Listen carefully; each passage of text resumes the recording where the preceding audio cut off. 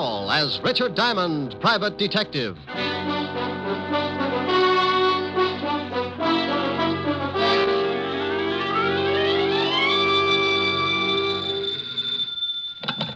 Diamond Detective Agency, handy hints on homicide. Oh, no. Oh, yes. Just pick a victim. All right. Got it? Yes? 6 of spades. Oh. Hello, Helen. Hi. Am I going to see you tonight, Rick? Depends on how many lights you leave on in the study. But are you coming over? Wouldn't miss it. I've been puckered up since 8 o'clock this morning. Francis has the night off. I'll have dinner for you in by the fire. Well, take it easy. The last time you built a fire, it got so hot I had to keep basting myself for a week. Oh, Rick. Sure. The next day I walked by Linda's and some guy grabbed me and shoved an apple in my mouth. Said he'd get fired if I didn't climb back in the window and lie down. Oh, I'll see you tonight. Bye. Bye. Now, let's see. Where did I put the soap? Mr. Diamond? Well, it depends on what you want him for. If it's the rent, he's being buried over in Jersey this afternoon. My name is Dr. Edward Gerson from Bellevue Hospital. I have nothing to do with the rent. Well, if you're with the Sanity Commission, Diamond's still in Jersey. It is apparent that you are behind in your rent and you wish to remain buried in Jersey for the moment. Well, it's not as bad as it sounds. Are you a potential client? I'm a psychiatrist, Mr. Well, pick a good one. How about Apple Knocker? All right. I'm in a rather peculiar position, Mr. Apple Knocker. Oh, I don't know. I always sit like that. For the past 4 days, I've been treating a young man for an unusual type of shock. What did he do? Run his electric train in the bathtub? You're quite an interesting case yourself. Are you always so unconcerned when someone comes to you with a problem? Look, Doctor, everybody's got a problem. That's why I'm in business. If you've got a big one, you'll get by my little remarks, and I'll be glad to see what I can do for you. Quite a philosophy. All right, then. Let's both get down to business, Mr. Apple Knocker. Oh, now, what's your trouble? This boy I mentioned, he disappeared 5 days ago. You said you'd been treating him for 4 days. He couldn't have been gone very long. A day and a night. He was found the next morning wandering through the Bowery, unable to speak, unable to understand anything. I see. Someone took him to Bellevue. Luckily, the family's private physician is also on the staff at Bellevue. He saw the boy, called the family immediately. And you've been treating him ever since? Yes. Last night, the boy began to talk, make reasonable sense. Now, this would continue for perhaps a few hours, then he would lapse into a complete state of confusion. Each time he was given a sedative, and each time, as the sedative wore off, he'd talk for a while, knew who he was, start to tell about the missing night, and then lapse once more into this state of, well, confusion. And you think something happened during this missing night, and he doesn't want to remember it? Correct. Did you ever study psychology? Every day, Doctor. I get enough screwy cases in here to make your clientele look like a bunch of Einsteins. And now stop unlocking my mind. There's a draft. Well, as you said, this boy won't let himself remember something that happened on that missing night. He'll talk about everything up to that point, but the minute he reaches it... He jumps the tracks. Well, yes. What do you want me to do? You know what I want you to do, Mr. Diamond. Okay. Now, here's one that will throw you. You know what I want you to do? The boy's family is quite willing to meet any expense that you feel is necessary. Oh, remind me not to take you on a double date. If I don't discover what happened to this boy on the night in question, I'm afraid he might lose his mind permanently. These periods of confusion are becoming more frequent, and sooner or later, he won't be able to distinguish between the real and the unreal. I'm going to put him under narcosynthesis this evening, and I'd like you to be present. All right, Doctor. What's the boy's name? William Carter. Be at Bellevue at 8 o'clock and ask for me. The boy's family will be there also, and you can tell them about your fee. Now, just give me a quick answer and leave my motives alone. Is his family wealthy? Quite. And I'll see you at 8 o'clock, Dr. Gerson. You would have anyway. Goodbye, Mr. Apple Knocker.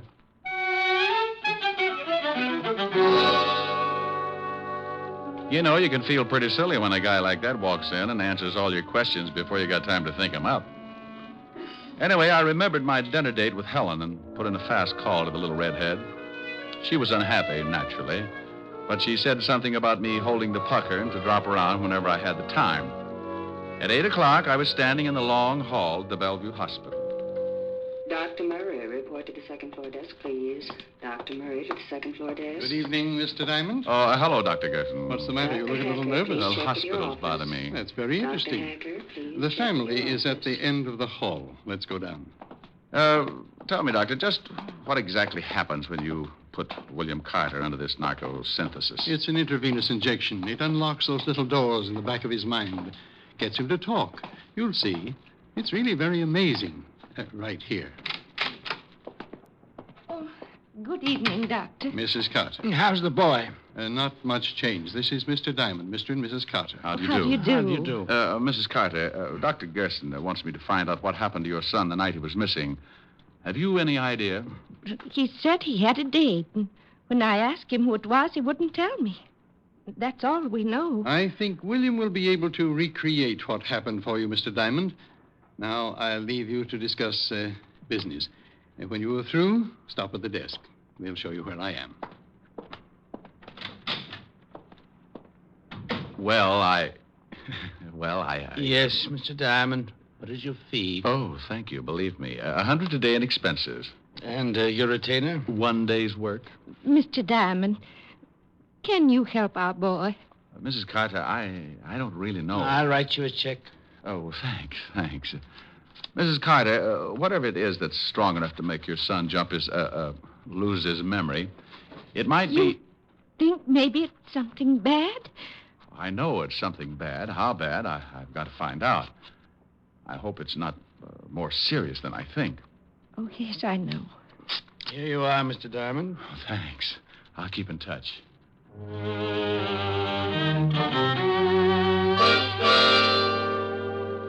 I left the Carters with that lousy feeling in my stomach. I looked at the check. $200. For what? Maybe a down payment on a man's sanity. Maybe not. William Carter could have done a lot of things that missing night. Maybe that $200 was going to be a mortgage on murder. I went down to the desk, and an intern showed me downstairs to a small room with one desk lamp in the corner.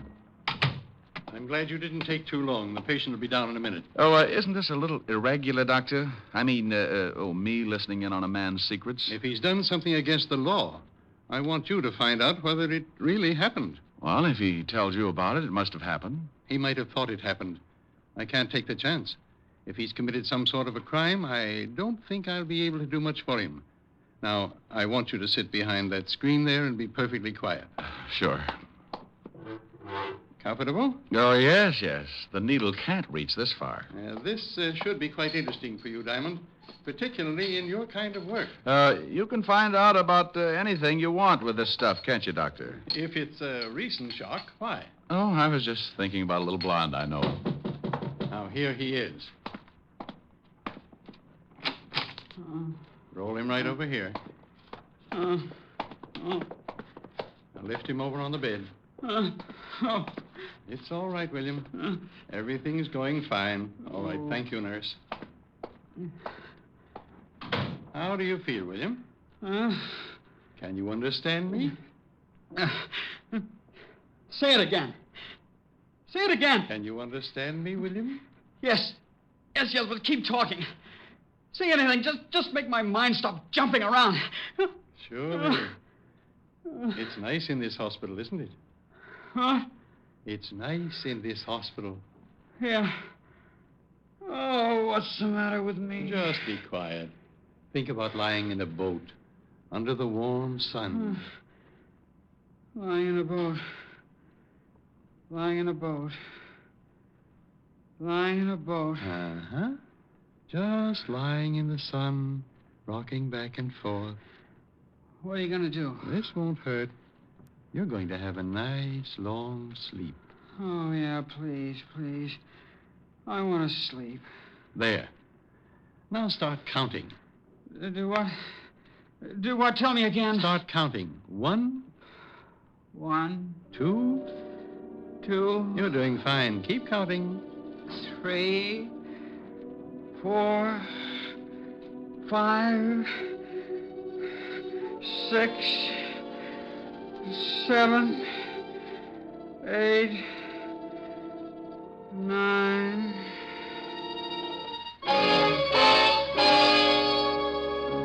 I sat behind the screen and listened to the doctor begin. At the start, Carter seemed almost glad to talk about it. He described the beginning of the evening. He had a date.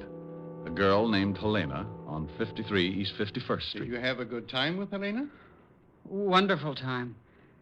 We went dancing. Where did you He go kept dancing? talking all about the evening. They danced and drank. We went to a little The doctor place in kept digging, working at him, village. looking for every little detail. After you got through dancing? We went to her apartment. We had some more drinks. Pretty strong ones. Who made them? What? Who made the drinks? Helena did. Then he came in. Who came in? He did. The man. The man? The man just came into Helena's apartment. Who are you? Helena, who is this guy? What are you doing here, William? What are you doing? What do you want? Get out. Get out. I don't care who you are. I'm not going to get out, William. I don't believe it. You're not her husband. Stop it. Take your hands off her. He's hurting Helena. Yeah. I'll fix you. Helena needs help. There. You hit him. Gotta get out of here. Why do you? I gotta get out. He's dead. I killed him.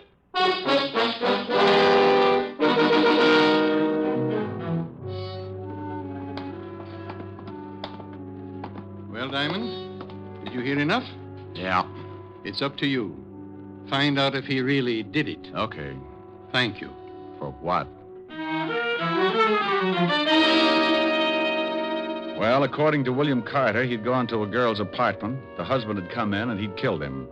Cases like that don't make me a happy gumshoe, but I had a $200 retainer in my pocket, so I had to keep going. My first stop was the 5th Precinct Police Station and Lieutenant Walt Levinson. When I walked into the squad room, I spotted Sergeant Otis tying a square knot in his shoelace. I'll be right with you, Gumshoe. Hey, Otis, what happens when you break one of those shoelaces? Oh, what do you think happens? I get a new one. For those shoes? What do you use, a mooring line off the Queen Mary? Oh, why don't you lay off? I thought we was pals. Is the lieutenant in? Yeah, go ahead. Hey, Otis, if your shoes wear out, why don't you do like the Dutch do? Oh, what's that? Wear wooden ones. Just go out and rent yourself a couple of rowboats. Oh. Hello, Walt. Good evening, Mr. Diamond, and thank you for stopping by so late. Well, now, what do you mean? You've got some horrible scheme up your sleeve, but I don't have to play straight man. I'm off duty in exactly 3 minutes. It'll take 2. Oh, no. Oh, yes. I want a list of DOAs for the night of November 12th. What's the matter? Can't you find a little old corpse all by your lonesome? Oh, shut Or up. does the police department have to furnish you with one? Well, if you just cooperate, Sassy, you'll be out of here in 2 minutes. All right. Here. Now, thanks. Wow. 3 of them, huh? If that's what it says, why? Is there one we haven't found? 2 women and a man. Yeah. The man's my department, homicide. Herbert Fisher, found in his wife's apartment on 51st Street, married to Helena Fisher. What about Helena, Walt? We're still looking for her. Neighbors say she and her husband hadn't been living together for several months. The old boy must have come home, found her with another guy, and got heated up. Either the wife or the other guy killed him. Huh? How do you know there was another guy? Well, the neighbors say a young guy started seeing her about a week before. Came up with her that night. We haven't a line on him yet, but we're checking. What killed him? Poker from the fireplace, beaten over the head. Oh, no prints. Nope, clean as a whistle. Say, what's with you? What are you so interested in this killing for? Oh, I just like to hear about crimes. Oh, now stop that. If you know something... I do know something, Walt. Yeah, what? One word. Will it help me solve this case? I don't know. Well, what is it? Bye. I left the precinct and headed back to Bellevue and Dr. Gerson. I had a hunch that was growing roots, and if William Carter's sanity was going to be saved, it would have to be done in a hurry. Up till now, only 4 people knew who was in that apartment when Fisher was killed. Myself, a missing girl named Helena, the potential killer, William Carter, and the good doctor. The girl hasn't gone to the police? Why, if William Carter did it? Well, that's what I've been asking myself all the way down here, Doctor. Unless she wants to protect him. That's the only one I could come up with. I want to ask you 2 questions, Doctor. First, do you think William Carter would pick up a poker and beat a man on the head? That's hard to say. He might. Would he then wipe his fingerprints off? According to what he told me, he killed the man and rushed immediately from the apartment. I'd say no to the fingerprints. That's what I'd say. He suffered the shock immediately after he killed the man. He knew he had to get out, but after that, he can't remember a thing. May I use your phone? Certainly. Doctor, how could Carter be sure that he'd killed the man? Why, I don't know. If you remember, he didn't say. He just said he'd killed him. Homicide, Lieutenant Levinson. I thought you were going home. I gotta sit up with a headache. Oh, well, I want some information. Where did the murdered man live if he wasn't staying with his wife? Oh, now, wait a minute. We know who did it. You do? Sure, some guy named Carter, William Carter. I sent some of the boys over to his house 10 minutes ago. How do you know he did it? Because Helena Fisher walked into the station and told us so. You got the girl? Yeah, we're holding her till we pick up the Carter guy. Seems Carter was in her apartment with her. I know the story. You do? You do? I'll be right down. Well, they've got Helena, Doctor. She says William Carter killed her husband. Yes, I heard. Well, I'm afraid I can't do much for him now. I think you can. There's one thing that smells too rotten to make sense. Why did William Carter take enough time to wipe off those fingerprints? Because he didn't want to be discovered. Well, if he didn't want anyone to know he did it, why didn't he kill the girl? Oh, good Lord, I never thought of that. I got an idea. And it may mean you bending the law a little, Doctor, but it might save William Carter. What do you want me to do, Mr. Diamond? Is there any way you can find out from Carter exactly what he did after he struck the man? Of course. When he comes out of his sleep, he'll be able to talk about it. Can he be moved? Well, yes, if it's necessary. Then get him out of here. Take him somewhere. Even if his family covers for him, it's just a matter of time until Lieutenant Levinson finds out he was picked up and put in here. Oh, this is extremely dangerous. Look, if he believes he killed this guy, the girl's story will hold water. The only way that I can see to make him snap out of it is to prove to him that he really didn't kill anybody. That's right. Don't you think he did kill that man? Maybe, but I doubt it. Can he walk? Yes. Good. Take him down to my office. Here's the key. Stay there until you hear from me. You know, I like you, Diamond, and I respect you, but this is... You want to save the boy's life? Of course. Then get him down to my office.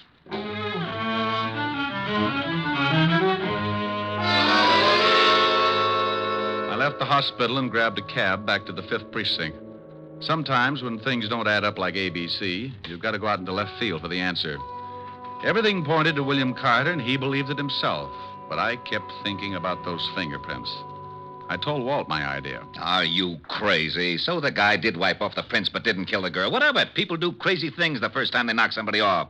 Besides, you can't go around posing as a police sergeant. Oh, now stop that, Walt. Admit it. There's a hole someplace. But you told me yourself the Carter guy admits killing the girl's husband. In his condition, he'd admit anything. He says he did it. The girl says he did it. What more do you want? I don't want any doubts at all. Will you just try the idea? If you'll tell me where you've got William Carter. Promise not to have the boys there? Just you? Yes, I get mixed He's up in my office.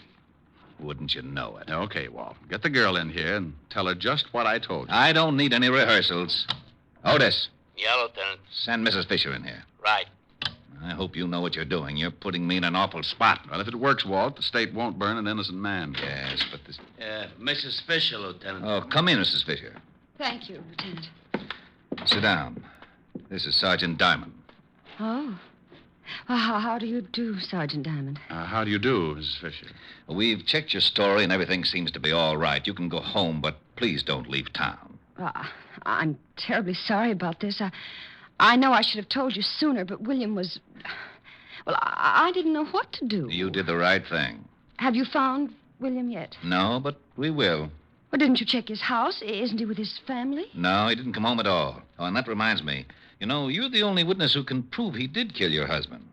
Oh, why, yes, I guess I am. Well, I'd be extremely careful. He just might, Lieutenant, you don't think he might try and kill me, too? Well, you never know. After a man kills once and he's got time to think about it, he's liable to do anything. Well, then, I demand police protection. And you'll get it. Sergeant Diamond here has been assigned to the case. Oh, how nice. I'll do as much as I possibly can. Well, when do you start? Right now. I'll meet you out in the squad room right after I have a few words with the lieutenant. All right, Sergeant. Thank you, Lieutenant. Perfectly all right. This is ridiculous. All right. You get over to my office and pick up William Carter and the doctor. I'll stall Mrs. Fisher. Take her to a bar or something. All right. But if the commission hears about this, Sergeant Otis will be the new head of homicide.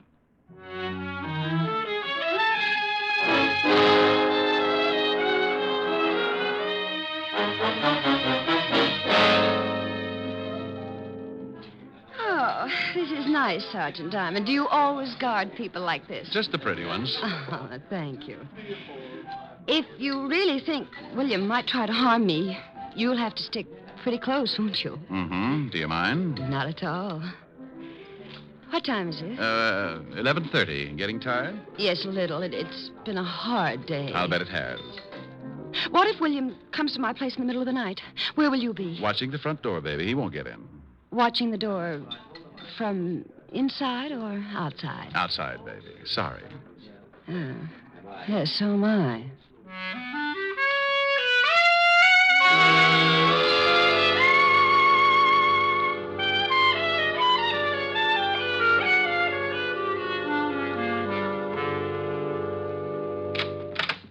Here's my apartment, Rick. Oh, nice place. I don't like it very much since... Look, couldn't I stay in a hotel? Oh, no. Too many ways for a killer to get in. But do you really think William might try and get me? What's he hiding out for? Well, he could be scared. All the more reason. Men like that don't hide out for a week if they're going to give themselves up. And if William isn't going to give himself up, he'll probably try to get rid of the one person who knows he did the killing. But William isn't like that. He wouldn't... Wouldn't what? I was just going to say he wouldn't kill anybody. But he did. He knows he did. Yes.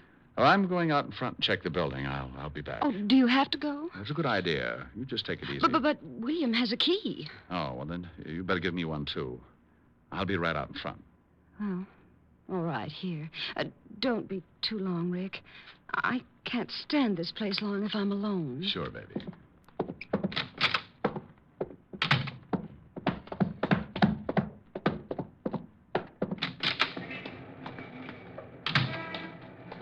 Over here, Rick. Yeah, I spotted you when you drove up. Hello, Doctor. I hope your plan works, Diamond. Yeah. Well, hello, William. He can't hear you. I put him into a deep sleep. He'll only answer my voice. There's only one way that we can get him into that apartment. Well, let's go. Mrs. Fisher is scared stiff. William, Yes? get out of the car. Come on, Walter. You got to be there to hear it. If we solve this one, I'll never tell anyone how. Let's go. Come with me, William. Now, William, remember, you are to go up to Helena's apartment and go in. Here's a key, Doctor. Do you understand, William? I am to go up to Helena's apartment and go in. Here's the key. Use the key to let yourself in. The key to let myself in. When you're in, close the door and stand in front of it. And that's all. All right, Mr. Diamond. Here we go. The four of us went in through the front door, and Dr. Gerson briefed William once more. Then we led him up the stairs and up to Helena Fisher's apartment. I could hear her humming as soon as William tried the key. We all ducked. Who's there? Rick? Answer me. Who's there? William. What do you want? William, what are you doing here? William, say something. Don't just stand there. Oh, you've got to get out. The police are looking for you. There's one downstairs right now. Well, say something. Stop staring. William, get away from that door. Please, William, please, please. I know what you want, William. I won't tell anyone. William, say something. Don't look at me like that. You're going to kill me, aren't you? Look, William, you didn't do it. I killed him. I just told you he was dead after you hit him. When you left, I killed him with a poker. William, please! All right, Helena. Craig. Oh, he was going to kill me. Oh, sure. Like he killed your husband. Yes. How's William, Doctor? I'll wake him up when he gets back to the hospital. He'll be all right when he reads Mrs. Fisher's confession. Rick? What's going on here? You better go along with the lieutenant, baby. Why? We heard your whole confession from outside the door. What? Why, I just said he was going to kill me. Also, we found some of your fingerprints on the poker. You're crazy. I wiped them all. She's all yours, Walt. Let's go, Mrs. Fisher. You tricked me. You tricked me into saying that. Come on, lady. I don't want to get rough. I'll kill you, too. I think you can take her along now, Lieutenant. Holy cow. Why, Doctor. Well, I've never hit a woman before, but This one made me very unhappy. Well, you're a good doctor, but you're certainly no gentleman.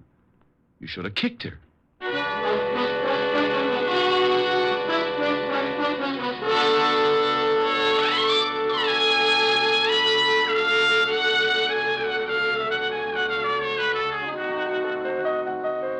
Rick, what kept you out so late? It's after midnight. Oh, I had to stick around and watch Otis turn into a pumpkin. Now, that's Cinderella. Yeah.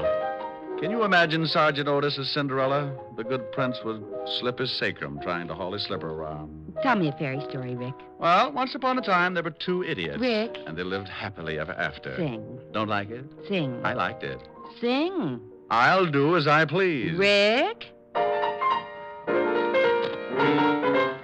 I love those dear hearts and gentle people who live in my hometown, because those dear hearts and gentle people will never, ever let you down.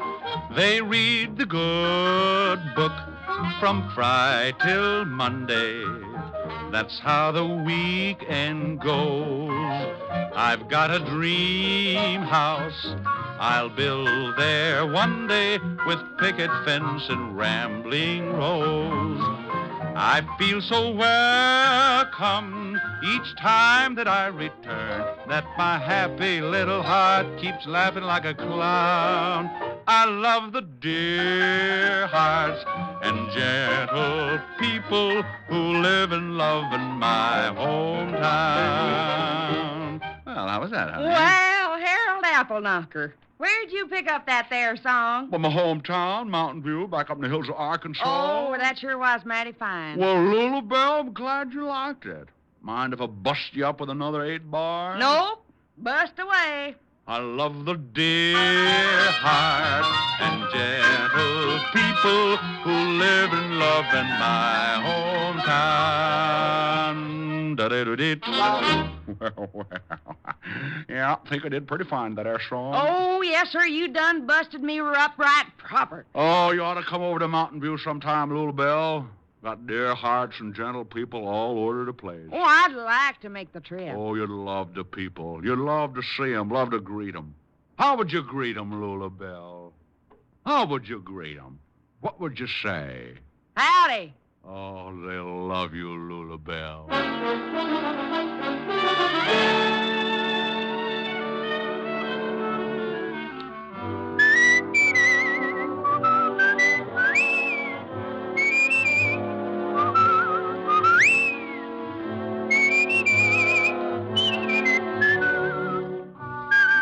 You have just heard Richard Diamond, Private Detective, starring Dick Powell.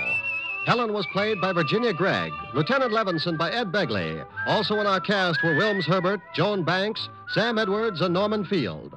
Music was under the direction of Frank Worth. Richard Diamond is written and directed by Blake Edwards. Dick Powell soon will be seen in the screen version of the best-selling novel, Mrs. Mike. Now, this is Eddie King inviting you to be with us again at the same time next week, when we will again bring you Dick Powell as Richard Diamond, Private Detective.